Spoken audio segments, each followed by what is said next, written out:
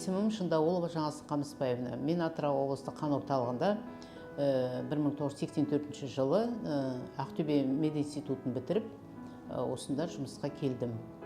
Енді содан бері осында қызмет жасаймын.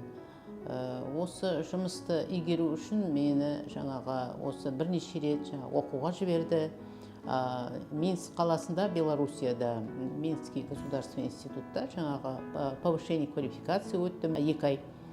Содан кейін жыл сайын Алматы қаласына, Астана қаласына повышение квалификацияға жіберіп, семинарларға қатысып, курстарда оқып, осы трансфузиологиядан осы мамандықты игеру үшін осындай маған мүмкіндік берілді. Осы жұмысты жасау үшін енді көптеген практикалық көмектер көрсетілді. Өзім қан орталығында терапия бөлімінде, қан дайындау бөлімінде, донор бөлімінде қызмет жасадым. Және соңғы кезде, осы 10 шақты жылдың үстінде директордың орынбасары болып қызмет еттім. Қазір терапия бөлімінде дәрігер-трансфузиолог болып қызмет жасаймын.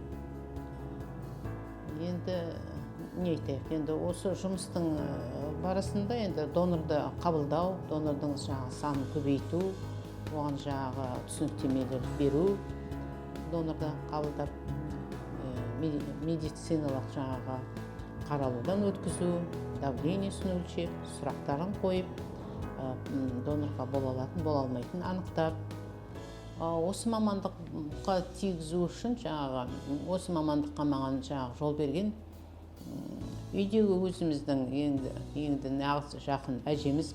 Енді медицина негізі мамандығы ол өте терең, көп жан-жақты. Енді оны игеру үшін көп оқып, осы жылға дейін оқысақ та, әлде де оқуға, қанша да тыңдауға ешқашан да шаршамаймыз.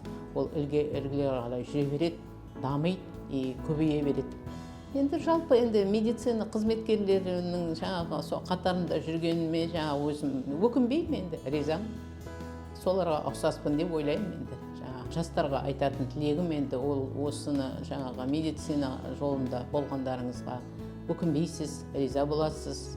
Осы оқуды, осы жолды таңдап, сіздерге де медик болуды тілеймін.